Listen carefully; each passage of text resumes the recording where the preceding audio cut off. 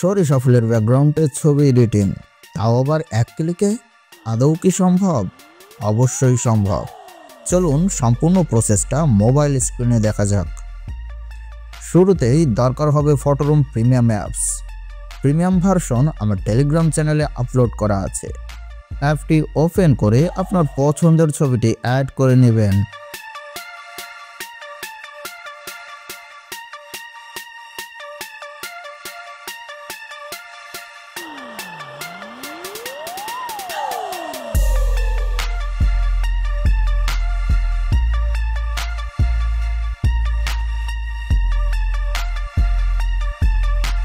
ছবির background remove হয়ে গেলে আপনার সিম্পলি ব্যাকগ্রাউন্ডে ক্লিক করবেন, অথবা আপনারা এআই ব্যাকগ্রাউন্ডে ক্লিক করবেন।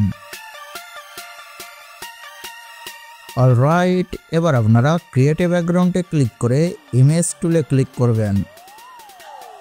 অতঃপর আপনারা সিলেক্ট অ্যান ইমেজে ক্লিক করে গ্যালারি থেকে একটি সরিষা ফুলের ব্যাকগ্রাউন্ড অ্যাড করে নেবেন। আপনারা ভাবতে পারেন সরিষা ফুলের ব্যাকগ্রাউন্ডগুলো আমরা কোথায় পাবো, বাট ওয়েট, চিন্তা করার কোনো দরকার নেই।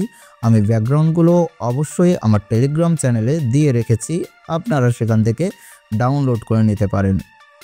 দেখতেই পাচ্ছেন মাত্র একটা সরিষা ফুলের ব্যাকগ্রাউন্ড অ্যাড করার মাধ্যমে ফটোরুম এআই আমাদের কত সুন্দর করে সরিষা ফুলের ব্যাকগ্রাউন্ডে ছবি জেনারেট করে দিয়েছে। এখন আমরা চাইলে নিজেদের পছন্দ অনুযায়ী যে কোনো একটা ছবি সেভ করে নিতে পারি। ভিডিওটি আপনার কাছে কেমন লাগলো অবশ্যই জানাবেন।